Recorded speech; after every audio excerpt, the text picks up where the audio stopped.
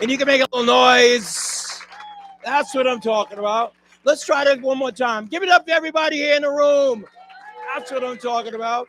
And now keep going for our friends inside Nevada Department of Corrections. Can we give them a big round of applause? Thank you guys so much for joining us tonight. Want to give a big shout out to our friends over in the Clark County Detention Center, Unit 2J. Can we give it up for them as well?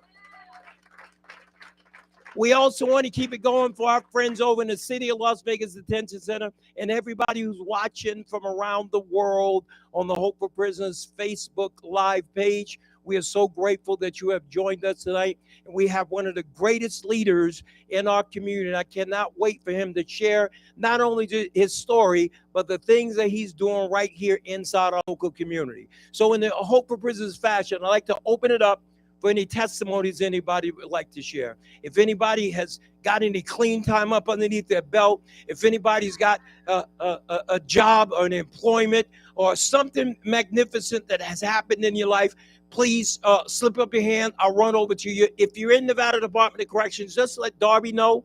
We'll slip up your hands. We'll circle back to you. And if you're watching on Facebook Live, you got something you want to share, just make sure you drop it in the chat, as Chad is going to be monitoring the chat. We're going to make our way over here to this side of the room. Robert, this is how I do it, like old school Geraldo Rivera, right?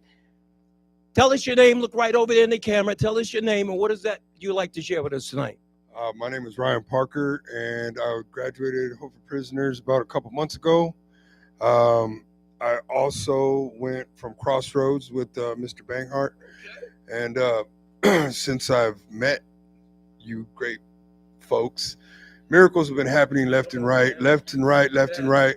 All kinds of blessings have, from court cases getting dropped to I dropped Hope for Prisoners in court the other day, and the judge was just like, "Oh my God, how long have you been sober?" I said, "About a year and 8 months almost, and he's like, "You know what? I'm gonna help you out the best I can." And they got the lift off. The hold on my license lifted, so now that I can apply for your guys' CDL. That's what I'm talking about. Yeah. Man. Give him a big hand for that. Give it up for him for a year and a half of sobriety. This is what he said. He said that miracles after miracles after miracles. It made me think about the passage scripture in the Bible. It says, signs, wonders, and miracles will follow those who believe. Amen. Well, let's give it up in the room. Any other testimonies, comments, clean time, jobs, whatever the case may be, anything you would like to share? We're going to make our way over here. Would you please stand up, look over there in the camera? Remember, it's a popcorn testimony. You got a whole bucket? I have told Chad to cut the mic off if it goes way too long. Tell us your name and what is that you like to share? Name's John Robertson. I just want to let you know that my son, Jon Paul, got home on Thursday. Just pumped up. And he was here this morning for orientation, so he'll be in the next class. Oh, that is outstanding. He'd be here tonight, but he's up at Smyrna House, and he had a mentor meeting. So anyway, he would be here, but he's doing well. Well, good deal. Give it up for JP, who's going to be starting. Anyone over at Casa Grande or anybody else in the room, because I can't wait to get things underway. Khalil's pointing somebody out, and I'm going to make my way over here to the back of the room. Hey, man, how you doing?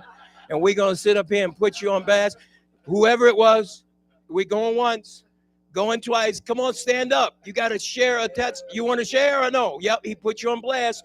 Look right over there in the camera right there so the world can see you. Oh, that's bad, man. There you go. I'm going to let you have the mic. Turn I got to look at the camera. I got to say my name. Yes. All right, my name is Alex. I graduated this program, I think, a month and a half ago? A month and a half ago. I've been home for 62 days. And I'm already in my CDL class, and I'm almost done with it. So that's what I'm talking about. Give it up for him. That is outstanding, outstanding. We got time for one more. Maybe somebody has like 31 days of clean time. Going once, going twice. Oh, yes, there she is right there. Stand up, turn around, look at the camera, and we're really going to celebrate this, right? Because I remember when you was first here, you said you got 2 days clean. That 2 turned into 4, 4 turned into 8. So tell us how much clean time you got. I got 31 days. Woo! Give it up for her. That is amazing. That is amazing. Where? We have one more? Okay, I'm on my way over to you right now. Look at me getting all this cardio in here, man. Please stand up, tell us your name. Look right over there in the camera right there and tell us your name and what did you like to share. Yeah, my name is Beats. My real name is MacDeal Vinaha. I got 3 months clean today. Okay. But yeah, man, just keep going at it and just keep coming back and and just keep moving forward. That's what I'm talking about, man. Give it up for him. We are so very proud of you. Isn't that awesome and amazing? So we can go ahead and get things underway. But before we do, I want to open us up in prayer. Then I'm going to read this guy's amazing bio, and I'm going to turn them on to you. And I promise you what I want you guys to do, whether you're in this room or inside Casa Grande, make sure you take some notes. And capture those nuggets that he's going to drop into this room, because then after he gets done talking, we're going to turn it over to Q&A. We're going to ask you, what is the questions or comments that you might have for Robert? What was it that he dropped into this room that resonated in your spirit, or maybe it's something you'd like for him to expound a little bit more on? So if we can just join me in prayer. Father, we just come before you this evening in the name of Jesus, thanking you for being the magnificent, wonderful God that you are. Father, we thank you for the signs, the wonders, and miracles, God, that happens in our life because we believe. We thank you for being with us, God, in every place that we go and everything that we do, God. We thank you for working in the intricate details of our life, the things that we know and the things that we have no idea that you are at work on, God. Father, we're going to lift up Robert to you right now, God. We thank you that he has carved out some time to spend it here with us, God. We ask you to illuminate every gift, talent, and ability that you worked on the inside of him and put it on full display. Father, we invite you to huddle up with us as we know that you are the hope for prisoners. We love you, we worship you, and pray you this prayer in the matchless name of your son, Jesus Christ. In Jesus' name we say amen. All right, you guys ready? You guys ready? Look at the person next to you and say, get ready. No, you got to say it like you mean it. Say, get ready. Say, this is going to be good. All right. Well, we're honored to have with joining us tonight, Mr. Robert Banghart. I'm going to work through his bio, and you'll see why I'm so excited that he's here this evening. So Mr. Robert Banghart is a dedicated individual with a remarkable career in Nevada's healthcare sector. As the Director of Community Development at the awesome, amazing Crossroads of Southern Nevada, the largest indigent detox and substance use disorder treatment center in the state of Nevada, he plays a pivotal role in helping those who are in need. Beyond his role at Crossroads, Robert also serves as outreach director for Shine a Light Foundation, an organization focused on providing support and resources to those battling addiction. His commitment to the cause extends further as he sits on the advisory board of St. Jude's and the advisory board for Nick's New Beginning. Additionally, he serves as the executive board for Shine a Light Foundation. Robert's passion for community leadership is evident, as demonstrated by his 2023 graduation of Leadership Las Vegas. This program allows him to further develop his leadership skills and contribute to the betterment of his community. What makes Robert's journey even more inspiring is his own personal triumph. Having been in long-term recovery since 2018, he embodies the hope and possibilities of overcoming challenges and turning one's life around. With his dedication, experience, and compassion, Robert Banghart continues to make significant impacts in the field of addiction and recovery and community outreach. If you guys would please put your hands together and join me in welcoming Mr. Robert Banghart. Robert, welcome to the Huddle Up.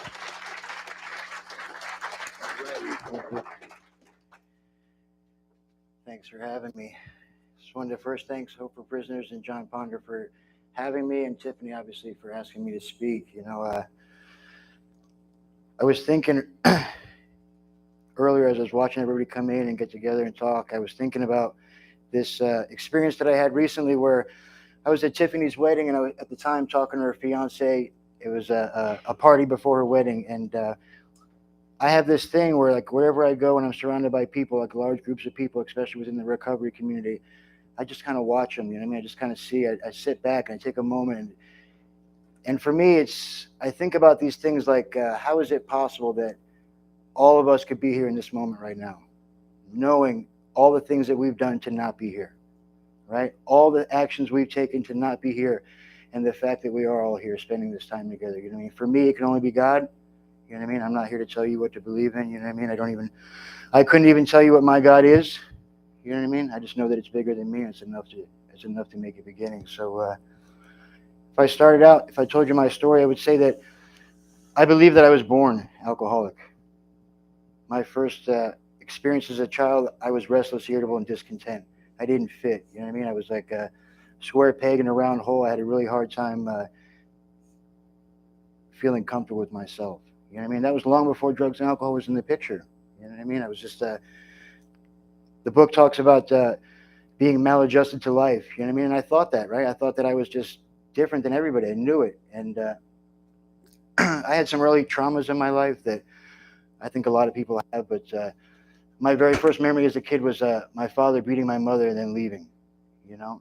And it's the very first memory I can ever pull back. And so immediately I've got abandonment issues. You know what I mean? I already don't fit in. And I was somebody that gravitated towards the lowest common denominator, even at that age. And I was getting in trouble at like first grade. You know what I mean? Like all stupid stuff, but like I was seeking relief, you know, and at that time it was in behaviors. It wasn't in illicit substances, but, you know, my mom gets remarried kind of quick, and I inherit this stepfather, and the stepfather never had any kids, takes on my mom and these two kids, and I'm incorrigible. I don't want to listen. I'm a little wild kid, and he does his best. They're both working very hard to provide for us, and I never went without.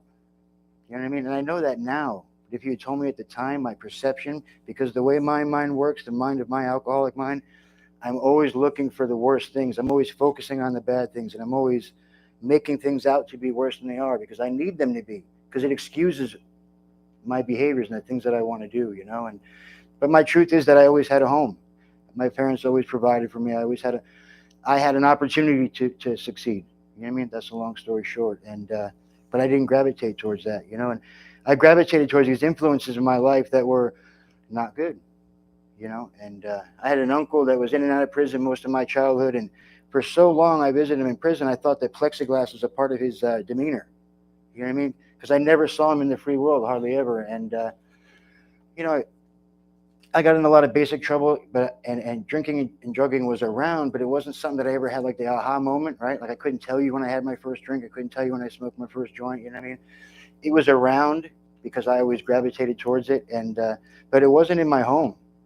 You know what I mean? So I had that safe space, but again, I was gravitating towards it. You know, and when I was 14 years old, there's a very pivotal year for me. I had a grandfather who was like the only father figure in my life that I would listen to, that I respected, and he passed away. When he passed away, that same uncle was home for a little bit. He robbed my grandmother and he disappeared.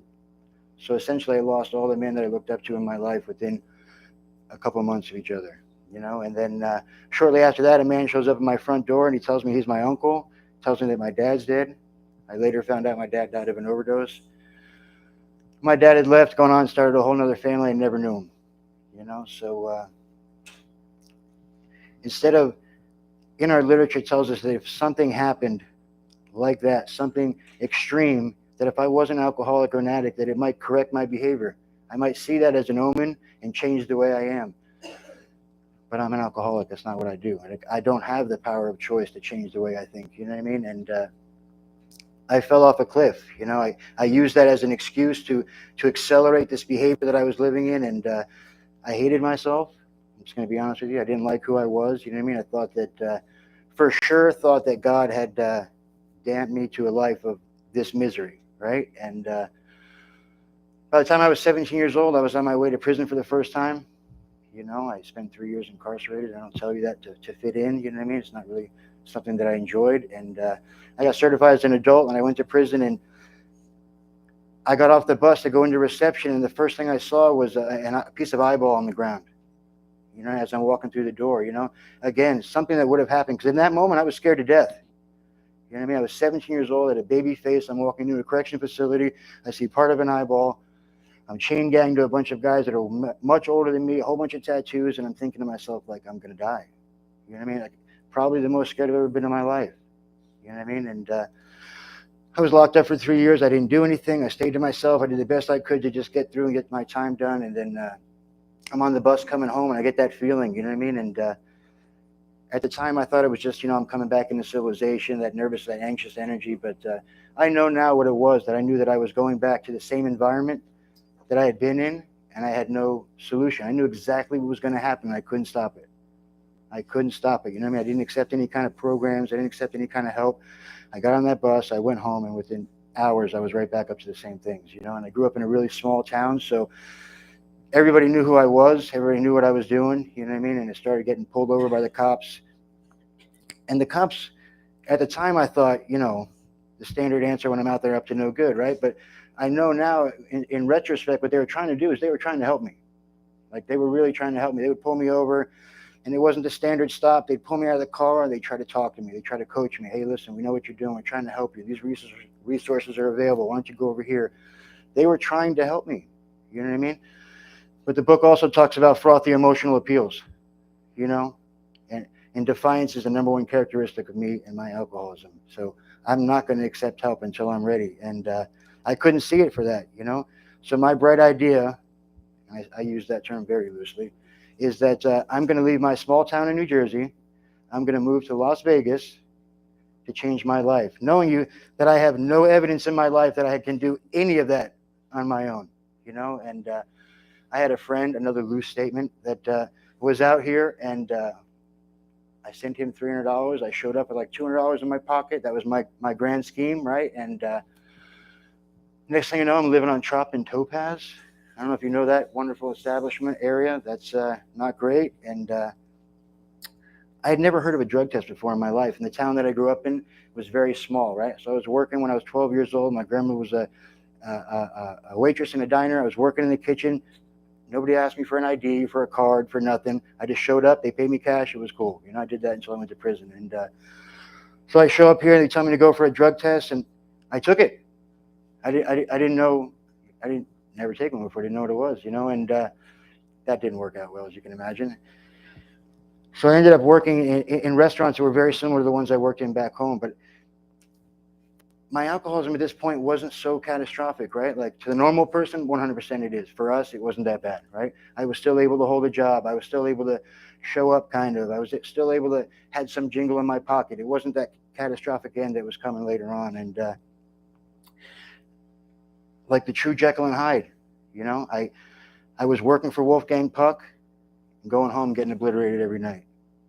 And then when they would call me in, I got this call when I was working at Spago's, and the chef tells me Wolfgang is coming to town, and my ego tells me this is the moment.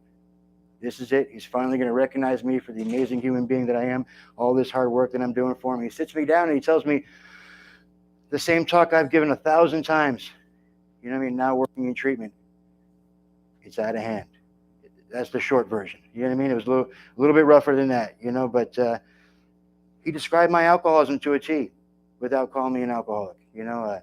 Nobody wants to be around you. You're miserable. You're always complaining, because I was uncomfortable being me, And so another bright idea is a chain of bright ideas in my life. Instead of taking action in that moment to correct those behaviors, I decided I'm going to do a geographical. I'm going to go to another restaurant, because it ain't me. In no way it could be me, And then I go to work for Emil Lagasse. I worked with him for a couple of years. Same thing. Eventually, the road runs out. They get tired of me. It's not me. I did that for years. And while I'm doing that, I take a hostage. We have a kid, and she was a saint. She stuck with me for 10 years. I don't know how she did it. And she saw the progression, and I did a couple geographicals within there. I decided I was going to go to Mississippi for 2 years and open a restaurant. Then I came back, and by the end, I'm on medically assisted treatment, and I'm a huge proponent of all those things. But I wasn't willing, and I wasn't trying to do the right thing. So I just abused it, And for 2 years, I laid in a bed, and the only time I would get out of bed was to go to the bathroom or to army crawl into her parents' bedroom to steal their jewelry so I could pawn it to get the next fix, And eventually, after 10 years, she finally got tired of it and kicked me out. And very shortly after that, I got arrested, and I did like a, whatever little 3 months, something small. And when I got out, I had nowhere to go. For the first time in my life, I had nowhere to go, and I had heard about a place when I was in CCDC. It was called the Samaritan House. It was like the last house on the block sober living. You know what I mean? At the time, it was probably, was that 10, 11 years ago? 11 years ago, just about 12. Yeah, almost 12 years ago. So, and it was the house manager was like a very old school AA guy. Like, you're going to do this, or you're going to get out, and that was it. And at that moment, I was just about willing to do anything, so I did. I got the sponsor. I did the steps. I did all the things he asked me to do. It wasn't a complete experience, though. Thank you. And what happened for me was, very early on, things came back very quick. I got all the things back. I met her. She had a car. She had a house. Boom, boom. Next thing you know, I'm living with her. And then I got a good job. I ended up, that didn't end up working out. Big shocker. And I met somebody else, got married, had another kid. And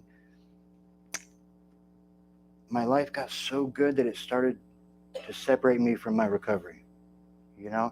And I think that's an important message for all of us, because I have to be aware of that even today. You know what I mean?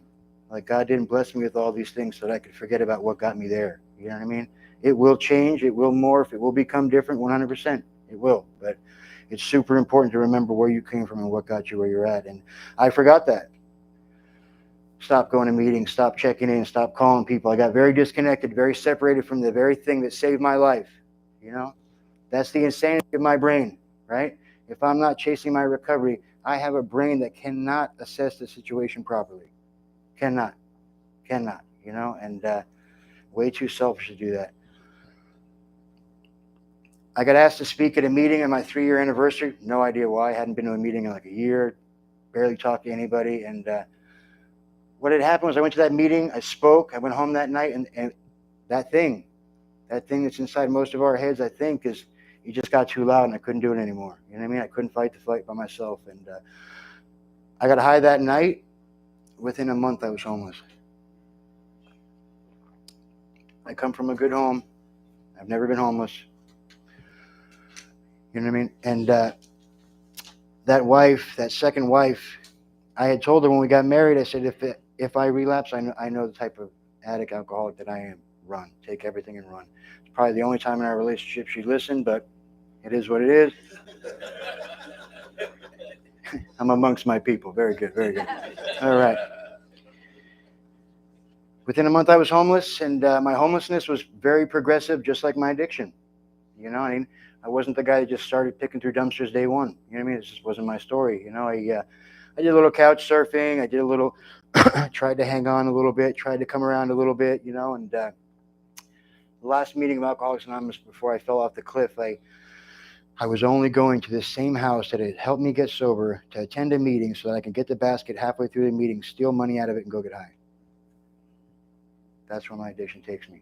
You know what I mean? That's where it takes me. And I can talk about that today. You know what I mean? I've made amends. I've cleaned that up. I've done the work, and but that's the nature of what I have, and I hit the streets. I'm doing the homeless triangle run. I'm living on Catholic Charities. I'm living on Four Master, back when Four Master was actually Four Master. Now they got a whole bunch of stuff going on down there. It's beautiful. I love it. But at the time, it was like 1,000 homeless people living out there, and I found my lowest common denominator. You know what I mean? Because when I was out there, I could use the way I wanted to use, and nobody judged me. Nobody looked down on me. Nobody thought I was any different than anybody else. I was exactly like them. You know what I mean? One and the same. And I even did geographicals homeless. It's crazy. So I was at Catholic Charities for about a year. Then I went up to the rescue mission, and I lived at another wonderful establishment called the Moulin Rouge for about 2 years. Moulin Rouge has been closed for about 60 years. So, yeah. I may or may not, there's an officer in the room, allegedly may have lit it on fire.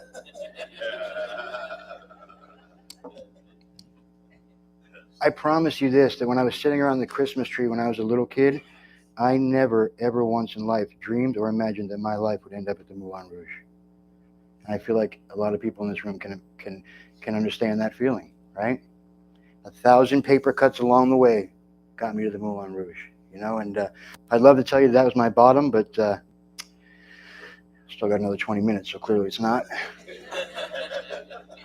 The day came. I was in the Moulin Rouge. They were tearing it down, and I was the last holdout at the Moulin Rouge. You know what I mean? Like the last building in there, and I'm still there. And a buddy of mine took pity on me. He says, "Hey, come over here. Come with me." So I followed him, and he took me to this tunnel. And I tell you that because I looked at the tunnel like I look at my apartment when I go home today. I had found it. I had found this place that I could go to and just die, like just use the way I wanted to use it. It would end, right? Like it was this safe space. They gave me this illusion that I had a roof, like the insanity, you know. And I lived in that tunnel for 2.5 years. 2.5 years I lived underground, and you know, I can remember one of the last days that I was out there sitting in that tunnel and just wondering why it wouldn't end.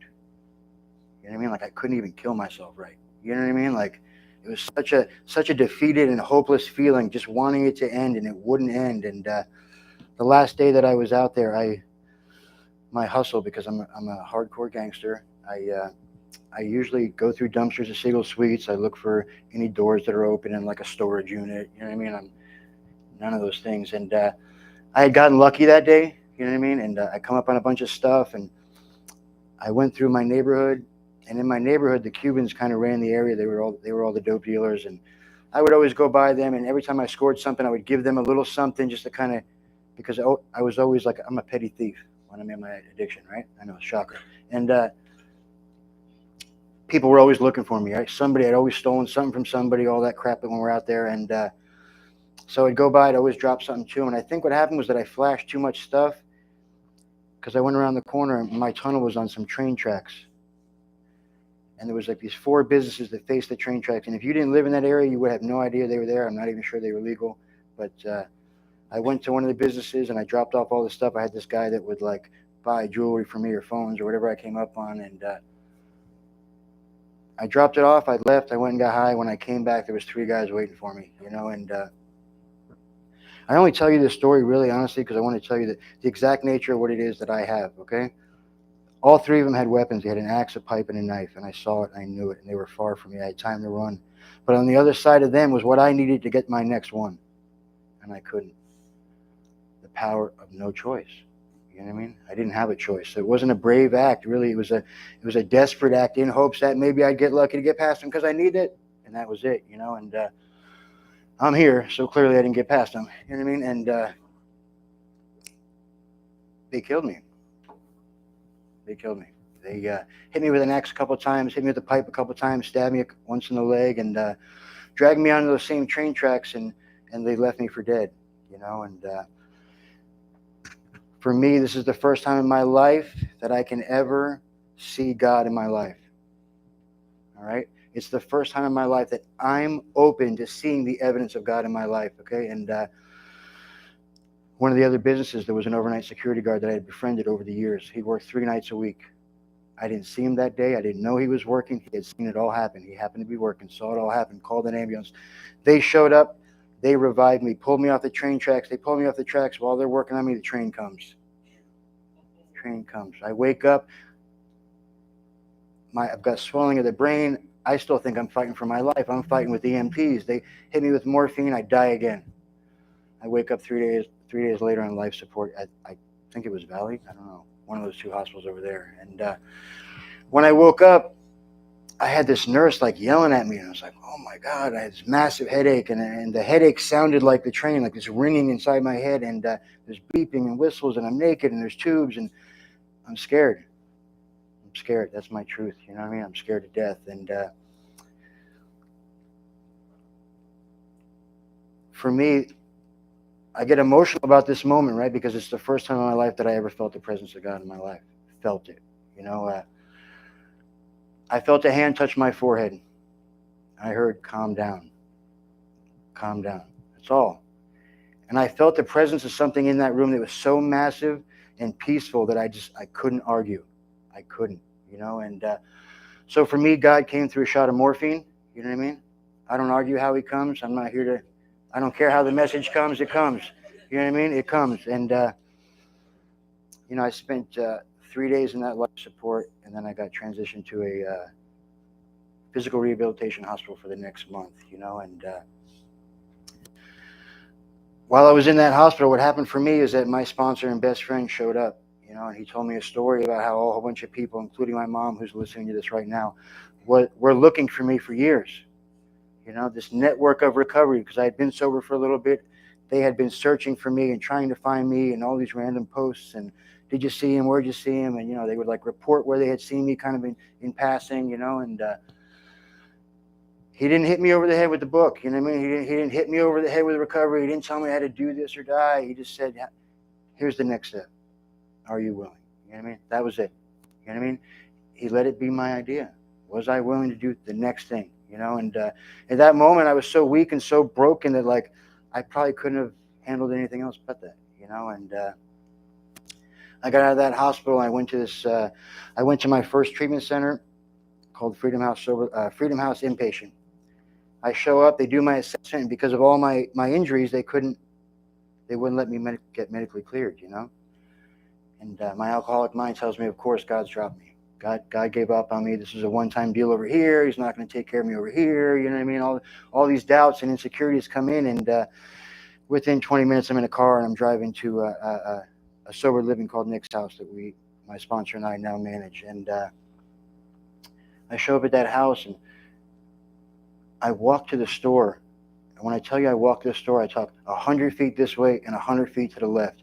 It took me like 15 minutes to get there. It took me 6.5 hours and 50 phone calls to get back. The swelling in my brain, I had no memory. So you'd be talking to me and I'd forget. I would just forget all the time. You know what I mean? So if you're new in recovery, it's amazing. You have no resentments. You can't remember anything. You're not mad at nobody. It's perfect. I wouldn't recommend it. I wouldn't recommend the axe part, but God showed up again, though. You know what I mean? God was always there, right? Like I finally woke up to it. That same house, I was only there for 3 or 4 days. On the third or fourth day, they had a house meeting. They only have once a week. At that house meeting, that same man that showed up in the hospital is there. The owner of Freedom House is there. He sees me and goes, phew. Next day I'm back at Freedom House.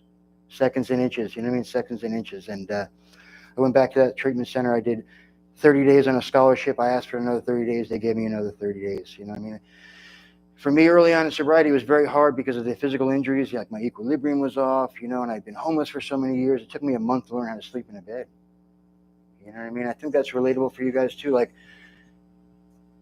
it takes a while to get used to life again. You know what I mean? That's all I'm going to say. You know what I mean? It just takes some time. And I hadn't used a watch. I hadn't seen a TV. You know what I mean? I hadn't had an appointment that I had to be at in 5 years. You know what I mean? My world had become so small, so I had to unpack that and learn how to live life again, And while I was in that treatment center, I saw some people coming in every weekend. I saw them grabbing some supplies and leaving, and I thought, okay, and I started asking them about it, and that was the beginnings of Shine a Light, which is this homeless outreach program that John was describing earlier. We go into the tunnels every week and try to pull people out, get them connected with services, and get them off the street, and so I get out of that treatment center, I go back to that same sober living. He tells me to volunteer once in a month. And of course, like any great alcoholic, defiant by nature, I've been doing it for the last 5 years straight. You know what I mean? So I'm not 100% recovered. You know what I mean? Still not willing to listen all the time. But really what happened in that house and in that treatment center was I was introduced to Alcoholics Anonymous, And nothing about me makes sense, right? I'm a heroin addict that got sober in Alcoholics Anonymous, right? God came to me through a shot of morphine. You know what I mean? But here's what I know, the devil's in the details. It doesn't matter. You know what I mean? If I gave you $1 million, would you care if it was in a white envelope or a purple one? Not at all, right? It's the same thing with God. God comes how he comes, you know what I mean? And I started getting active in my recovery. I started doing the steps, right? I started doing all the things they asked me to do, and my sponsor, thank God for him, he kept me so busy that I thought like I was running a moving company. You know what I mean? Like every day we're over here moving this guy. Every day we're over here doing this. It was just constant, you know what I mean? And my alcoholic mind tells me like I'm just like free labor. What the hell's going on? And really what he was doing was training me. He was training me to get me out of me, right? He was training me how to be of service. He was keeping me busy long enough so I couldn't think about anything else, And one of the most beautiful experiences in my sobriety, because a lot of those people that I was a part of that with, whether it was helping them or just their help, are still in my life today. I've had dinners with them. I've gone on vacations with them. I've done all the things. You know what I mean? Like, I'm not capable of that on my own. I would have never chosen that. You know what I mean? I would have sat on the couch and watched Netflix. You know what I mean? Anything, right? Like, thank God for great sponsorship. You know what I mean? I can't do this alone. And, you know, the steps wasn't really hard for me. I'm just going to be honest with you. It wasn't really that hard for me. You know what I mean? I had been here before. I was pretty well defeated, and I didn't want to go back to being homeless anymore. You know what I mean? I just didn't want to do it. You know, I was tired of letting everybody down. And for me personally, what I found in the steps was the spiritual principles that we live by. You know what I mean? Like, yes, I did the steps. I live in the steps, actively in the steps, but I learned how to change my behavior, my reactions. I learned how to handle things differently, you know, and again, I'm not capable of that on my own, you know, and I can remember I was about 6 to 8 months sober. I can't remember exactly when, but I was in my sober living, and I went into the bathroom to look in the mirror, and for the first time in my 43 years of life, I looked in the mirror, and I was okay with what I saw. Not high, not low, just okay. I'd never felt that before. You know what I mean? I had never felt that before in my life, and I'm grateful for moments like that. You know what I mean? Those moments gave me motivation to keep going. Right? Those little God shots along the way. And I started working in treatment at about a year sober. I oversaw all the drug court and specialty court clients for the same treatment center that I came through. You know what I mean? And so at about a year sober, I'm sitting in courtrooms with judges, POs, and all these things, and I'm scared. They're going to figure out who I am. You know what I mean? But I showed up. My sponsor showed me how to show up. Right? He showed me how to keep showing up no matter what my head tells me. I've got to show up. And again, some of those judges are some of my closest friends today. You know what I mean? Like, texting one on the way in here, like, are you going to be on to listen? You know what I mean? Like, the miracles of recovery, you know. And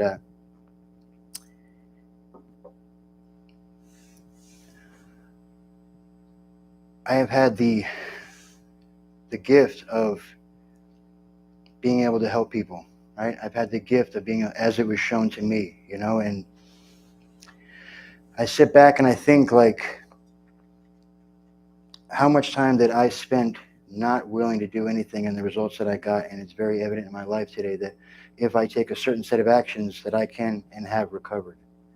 But that's not a cure, right? It's not something that I've achieved and it's just permanent and that's it and that's all I got to do, right? I have my own experience that doesn't work, you know, and my sponsor took me through the steps, and he told me that I will sponsor other men. I have to take other men through this, and I have to help other men to achieve the same thing, because that's our responsibility. And again, these connections, right? These connections that I couldn't get, and I couldn't do that stuff on my own. I think about that a lot, because I get to live a life that, like our literature talks about, this life beyond our wildest dreams. If I achieve recovery, I will be able to live a life beyond my wildest dreams. And I always hear these people talk about their life beyond their wildest dreams, and it always involves a car, a girl, a house, right? All these things and these trips. But I can imagine what that looks like, right? I got a pretty creative imagination, but I can imagine what that looks like even if I've never had it. But what I can't imagine is the feeling that I have today. I've never felt peace, been honest, had integrity, shown up, done the things I'm supposed to do, been a part of, been happy, been a family member, right? Been able to show up all at the same time. Never felt that feeling before in my life, you know. So for me, that's the life beyond my wildest dreams, you know. And stay in recovery long enough, doors open. You know what I mean? Doors start opening, and for me, doors did start opening. I went on to work at Crossroads of Southern Nevada. It is the largest indigent treatment center. We deal with my people. You know what I mean? We deal mostly with the uninsured and the homeless, and help them to get back on their feet, right? And I get to be a part of that today, you know. And I still oversee specialty courts. It's a big part of my life, and I'm still a part of Shine the Light, right? We've grown. We were started out in this little closet in my best friend's office, and now we've got our own offices. We're trying to make a difference. The year that I came out, my sobriety date is August 10, 2018. The year that I came out, I was number 2. This year, on that same date, we had 330 people.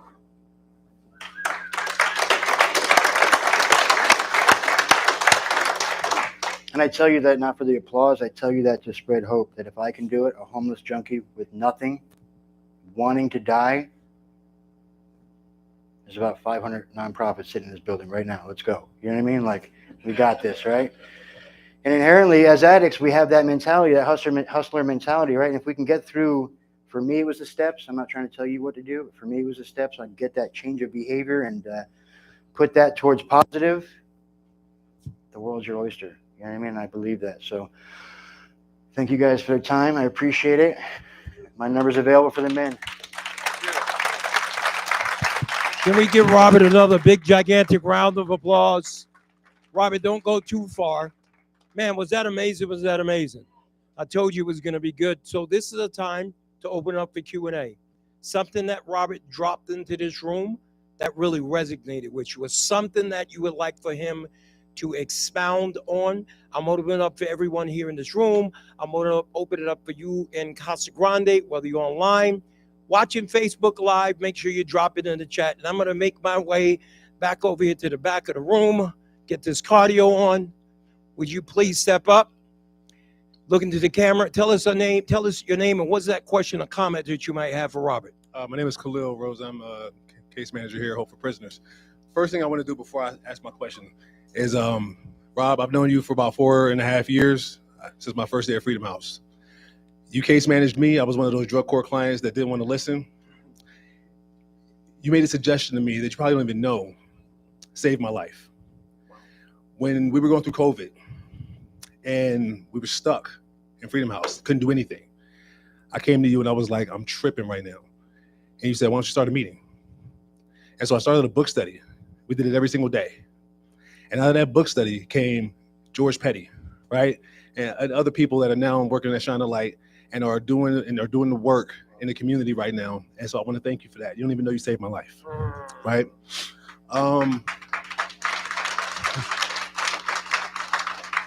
And if you got me for a case manager, you got him for a case manager, because I case manage the same way he does, which ain't really good for you if you're not trying to change your life. All right, straight up. But my question to you is, for those that are, let's say they're not here facing substance abuse, because the steps are not just for those who are alcoholics and addicts. They're people with behavior problems, right? What would be a little nugget you would drop for someone that is in here that maybe didn't go through all the things that you and I went through in drug addiction and alcoholism and all the isms, right? What would you tell them that could possibly set them on the road to realizing that their behaviors are something that they must acknowledge? Great question. Ooh, getting interrogated. Oh, no. I think the answer is probably a lot easier than that. For me, first and foremost, spiritual principles are spiritual principles, right? The spiritual principles that I live by: honesty, hope, faith, courage, integrity. I think that's a pretty good guideline, right? It's a pretty good guideline for anybody, whether you have an addiction problem or mental health or, behavioral or whatever it is, right? Like, and for me, I would suggest connection. You know what I mean? You show me 5 of your friends and I'll show you your future. You know what I mean? Like, who are you around? What are you doing? You know what I mean? Like, I want to be around movers and shakers. You know what I mean? It doesn't mean I wish anything ill on anybody else, but like, you ain't eating at my table. We got to go. You know what I mean? Like, and that stuff's important, right? Like, who I'm around, who am I teaching? Like, I don't want to be the smartest guy in the room. I don't want to be, you know what I mean? I want to be pushed. You know what I mean? I want to get uncomfortable. You know what I mean? And what I've come to understand is that life is uncomfortable. You might as well grow. You know what I mean? Like, it's going to be uncomfortable sitting on your couch because eventually you're going to get run out of money. You're going to be able to pay your rent. Now you're homeless, right? Like, there's uncomfortability. Choose your uncomfortability, right? Like, I don't know. That's my get busy. Good deal. Would you give him a hand for that? Other questions, comments here in the room, online, Nevada Department of Corrections? Would you please stand up, look over in the camera? I know you're talking to Robert. Look over in the camera. And what is that question or comment that you might have for Robert? Hello, Robert. Robert and I used to be roommates at Samaritan House, and it was exactly 12 years ago today that I arrived at Samaritan House. Right. Wow. And I always thought of him as intelligent, well-spoken, at the time. And another thing, it's been 31 years and 3 months to the day on the 17th of my sobriety. Man, give him a hand for that, man. That is awesome. And I do remember we was friends on Facebook, and I do remember when everybody was posting trying to find him. That is legit. Right. And sent up prayers immediately. Just glad you're here, buddy. But God has a way of turning it around. Thank you for that, Rex. Questions or comments? We're going to go inside Nevada Department of Corrections. Please step up. Tell us your name and what is that question or comment that you might have for Robert. Hey, my name is Philip Coulis. You good? I was wondering if you guys are capable of finding a congressional pardon for guys like us to join the military. A Ever heard of that question congressional before? pardon? In regard. Yeah, that's probably a question for another huddle up. All right, but thank you for asking that question. All right. Okay, good deal. Questions or comment that you might have for Mr. Robert Banghart? Please step up. We're gonna make a way. You couldn't do this while I was over there. No, don't trip. It's all good. I'm making my way back to the back of the room. That was pretty amazing, wasn't it? All right. Please tell us your name and what's that question or comment that you might have for Robert. All right, my name is Jon. We're gonna call him Dr. Robert from now on, right? Because that stuff was good. All right, Dr. Robert. There we go. You said everybody in here is a nonprofit, probably waiting to open. So what are we looking to that? That is so If we good. want to start a nonprofit ourselves. What did that mean, Dr. Robert? You got to file for the EIN, number one, right? Get your LLC. That's basic. But first and foremost, what's the idea? You know, what's the idea? What's your why? Because in the nonprofit world, you're gonna work your butt off. You know what I mean? It's a dedication and a way of life. Essentially, what it is, right? It's a way of life. So, what's your why? That's the number one. 1 second. You can't hear. They can't hear you. Nope. You all good? Yep, it's transitional housing, and I was actually looking into that, and I think you spoke at one of the events on October 11th. But if you want to look into like transitional housing for people coming out or sober living. Yeah. Oh, that is awesome. I like the way he put that, man. Because if you take a look at 95% of the nonprofit organizations are birthed out of someone's personal experiences, right? Yeah. But so for you to say that there's 500 nonprofits in this room waiting to happen, man, did you guys grab that? Did you catch that? We open it up for questions and comments that we might have in the room. I got to go back here to my executive assistant because she just keeps everything together. Hi, my name is Gloria. I'm on staff here. I wanted you to expound because I thought something you said was really good that a lot of people may have missed is that you said in your second marriage, you actually, your life was so good, it separated you from your sobriety because many people think I'm good, doing good, I'm fine, I'm great, and they stop doing the very things that kept them sober in the first place. So if you could kind of expound on that because that is huge and important for people in the recovery. Yeah. So, Man, that's good. if I could give you an example today, I'm going to walk you through my day a little bit. I was at the airport last night picking somebody up very close to me. I was at the airport this morning, about 5 hours later, dropping them back off, and had a long day at work and a lot of pressure and all the things we all do. And somewhere along the line, my head started telling me that I got problems. I got a beautiful life. You know what I mean? I have to practice things in my life no matter how long I stay sober. I have to continuously seek out that perspective and remind myself that I have a beautiful life and why I have that beautiful life, right? That's my truth, right? But what happens in recovery, it happened to me, and I've seen it happen many times, is that things start to come, and my first answer is not to turn around and thank and honor what gave it to me. It's to start thinking that I'm doing something, right? Because I forget the pain and misery that I had when I was out there, right? It's not as fresh anymore. You know what I mean? It's just not as fresh. It's very hard for me today to remember with the same feelings, that feeling I had that last couple of days sitting at the end of the tunnel, hoping to die. I know it. It's a fact. I remember saying it, but to feel it, I can't. not the same way, right? I have to really sit, and I have the same routine every single morning. I wake up, I say my prayers, and I think about what it was like the last week I was out there, and I just try to bring some of it into my life to remind me of what Rob by himself is capable of, regardless, right? Doesn't matter if I'm going on a vacation, if I'm going to work, I have to remind myself, it's the routine, right? It's the routine. You know what I mean? I have to do it every single day because I'll forget. This is the great forgetter, 100%. You know what I mean? And like I told you, it cannot assess situations completely because I'm too selfish and self-centered. That's the nature of what I have, right? I'm always going to look at situations, even without addiction, from my perspective, first and foremost above anybody else's, right? That's just human nature. So I have to practice these things in my life consistently because what happens is my life gets good and these good things start to look like problems because I start thinking about all these bills I got and all these things I got. And I got to get gas in the car. Oh my God. And hold on. I used to ride a 20-inch dirt bike, pedal bike through the historical West Side in the middle of the night, picking through dumpsters. Today, my biggest problem is my girlfriend wants me to get gas in the car. Let's go. You know what I mean? Let's go. Good deal. We're going to go over to Nevada Department of Corrections. Please step up. Tell us your name or what is that question or comment that you might have for Dr. Robert. Oh, man, Robert, there's a couple of people in your meeting today that I know as family, and we kind of went through this system together. We kind of fell to the bottom together. I just wanted to say that I know you helped them out, and I can't wait to get out. His name's Brian and Cassie. They're actually sitting in your second row right there down in your guys' meeting. Seeing them make it only gives me hope that I know I can make it because that's really my family support. And knowing that they listen to you, I can only imagine what I'm going to be able to do when I get out there.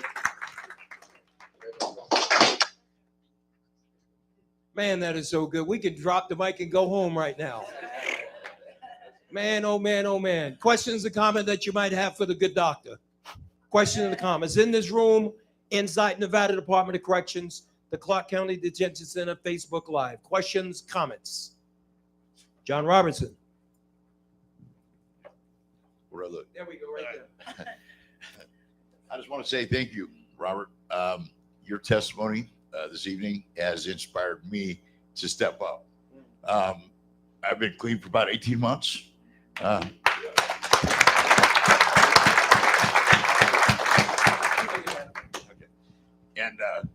like I said, my son just got out of prison Thursday. Friday was his birthday. First birthday he's been out for 7 years. First thing what he did today was enroll in the program here with John. You just kicked my ass tonight. Thank you. Because what do I want to do? What am I going to do? What do I want to do? And I got a big platform right in front of me. I got a big thing right in front of me. I got a lot to give. I got a lot to help and help people that are down and people are out.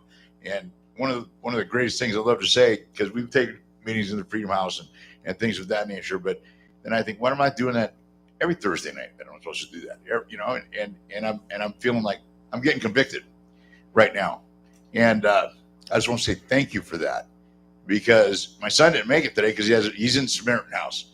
Okay, and he goes, "Damn, Dad, they're tough over here." I said, "Yeah, you can't mess around over there, man. These guys, you know." And he goes, "But I can't come to the thing tonight." And I said, "Okay, well," so I just texted him. I said, "Watch it on Facebook." So anyhow, I just want to say thank you. Thank you. I know Crossroads. I know a lot of guys I hit meetings with that work there, and they speak very highly of the establishment. And thanks for what you're doing, man. I appreciate it. Thank you. Let's give him up for that. And let's give it up for 18 months clean and sober. Chaplain, would you please step up? Looked like you had a question or comment. Okay, don't you think you can sit up here and preach a message, Chaplain? He's going to come through some practical questions. Right. Give me that back. Thank you, Mr. Banghart, Dr. Robert. I just wanted to comment on, I wrote a lot of notes on it. I mean, your story is just absolutely incredible. Your comment on God came to me in a shot of morphine. I mean, that's like right out of a great real life novel or something, you know. I mean, that's something for people to remember ages, because you were saying how sometimes you encounter God in ways that you don't quite expect to. You can't always put God in a box. Forgive me, I'm speaking from a point of ignorance on several fronts. I was about 15 years ago. I was for 2 years an aide in a psychiatric hospital, and as it relates to my question to you and your testimony, the thing that I remember most about it was how people could come in and just deteriorate so quickly after 2 or 3 weeks. So my question is, just to maybe your experience on all of these things.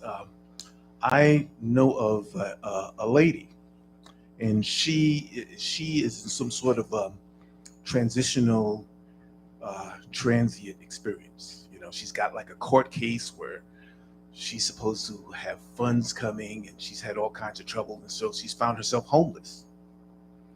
And from what I've heard is she's very well kept, clean cut, but her stories keep changing, and she seems to be getting kind of incoherent.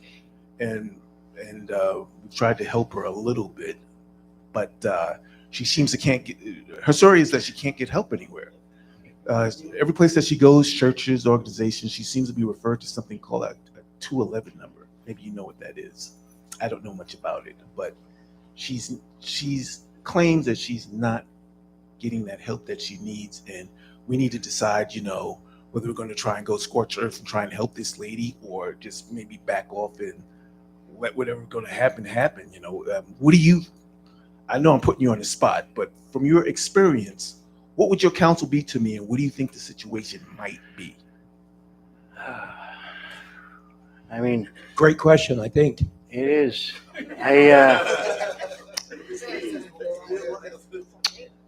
I think the answer is always lead with love first and foremost, right? Above all else, just as God would want us to, right? I think that's easy.